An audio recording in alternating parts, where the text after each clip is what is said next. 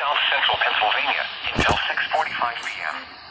At 5:15 p.m., severe thunderstorms were located along the line extending from Bonneville to near Pennville to near Hampstead, moving northeast at 35 miles per hour.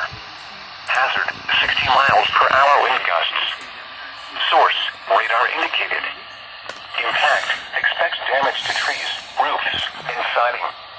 Locations impacted include York, Hanover, Michaelstown, Parkville, Redland, Spry, Dallastown, Shiloh, East York, Stony Brook, Wilshire, West York, Littlestown, Shrewsbury, Fedoris, Grantley, Valley Green, Tyler Run and Queensgate, McFerriestown, Manchester, and Hallam.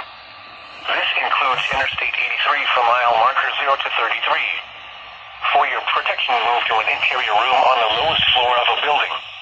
Repeating, a severe thunderstorm warning has been issued until 6:45 p.m. for the following counties: Adams